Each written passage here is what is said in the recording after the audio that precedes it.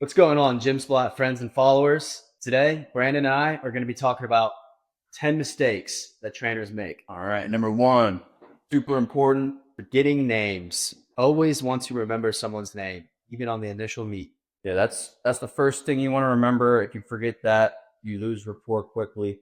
So try to attach something to remember the name with, like Zach with the white shirt, something like that to just keep your memory going. You have to set the tone immediately. Yeah. First impression equals everything. Number two, Push too hard on the first session. You never want to push too hard on the first session. You always want to make sure you take it easy on your client initially, just so you don't want to, scare someone off. If you're pushing them to do an exercise they don't like to do, I mean, initially that's something that's a red flag to a client's eyes. So you always want to make sure that you're doing a well-balanced workout to begin your first session. Nothing too crazy, nothing too hard. Just want to feel each other out. That's all it is. but yeah, pushing too hard, you definitely don't want to give like the wrong movements too early either. Like, for example, you don't want to give like advanced moves like the Turkish get up whenever you don't even know if your client has a strong core yet. So, for example, you could start with machines, stuff that doesn't involve heavy core. That way you can also test what kind of movement patterns your client is comfortable with. Our third mistake is starting too heavy. You always want to start light instead. Too light, matter of fact. Keeps the theme of first workouts, safety, and trust. Yeah, it's not good to start too heavy. You don't want to assume that your client is as strong as you are. I made that mistake a bunch of times, especially like clients who were bigger than me, like just assuming that they could lift somewhere near me and then putting like a relatively heavyish weight on the bar and then having them not be able to move it at all. That's not a good look. And then that's also discouraging for your client. Me as well. I've trained clients that were bigger than me, and I assumed that they can lift at heavier weight or similar weight to me. And it turns out not everybody is as they appear, but that's why we're there to help them and to build their strength up. So always start low, even no matter what initial impression you have of their muscular strength. Three, number four, picking exercises that are too advanced. We kind of already talked about this with the Turkish get up, but you want to start with movement patterns that you know your client can do. So, like on the initial session, you want to test for their push, their pull, their squat, their lunge, their hinge, and their core strength. So, after you know those movement patterns, then you can decide what exercises to either progress or regress with. Absolutely.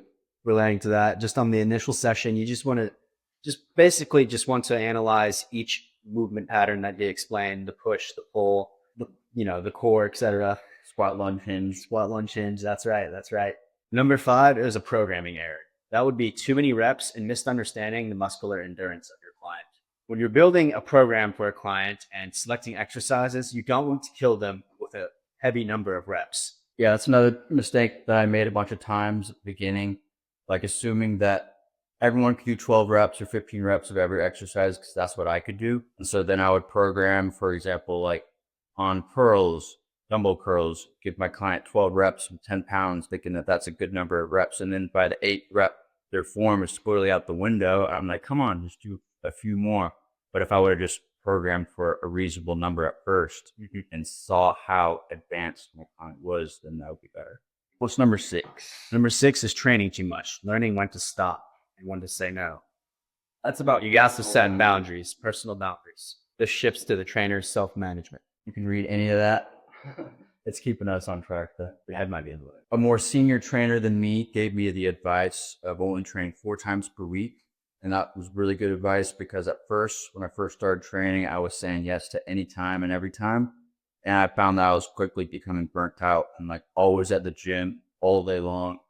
And I realized like that is not the way to do it. You have to have set boundaries. You have to have certain days, certain hours. For me, it was Monday through Thursday, 9 a.m. to 2 p.m. So I would never accept any client outside those hours. And also, whenever you give your client that kind of boundaries, it kind of sets a premium on your status as well. So that then they know that, oh, this trainer has other people that they're working with too. And I need to make sure to respect their time as well. That number seven would be writing notes, PDFs, or forgetting weights. Instead of that, use a fitness app. Gym Splat. Yeah, we can all think of a bunch of different times that we've received or sent a workout that was ugly and hard to read. Like whether There's it a be PDF and it's on your phone, and you're trying to scroll and zoom in, or a piece of paper, or anything, whatever it is, a notebook, or pre-programmed the audiobook, notes app, yeah. Somebody always wants consistency in what they're doing, and with Gym Splat, that is what we're building here to create consistency in a fitness goer's everyday life. Yeah, use an app where you can reuse workouts. You don't have to type in every single rep, every single weight. You don't have to remember everything. That's a big deal. Definitely use an app. Don't type out text messages and send them to your client. All right, number 8. Number 8, don't get butthurt. The client has to want to change. So this has to do with, like, you gave the perfect pitch to a client. You said they might want to train, and then they might even sign up, but the next day they don't show up.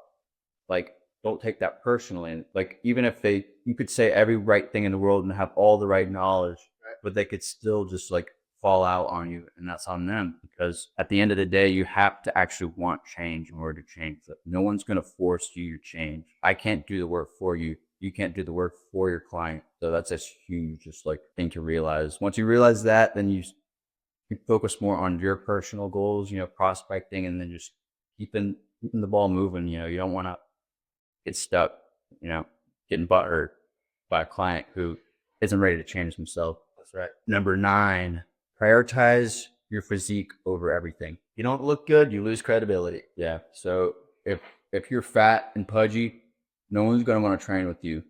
Like, that's how it is at the end of the day. Half your credibility or more comes from your physique. You know everything there is to know about training, but if you look like shit, no one's going to listen to you. That's exactly right. You want to train with someone that you want to look like,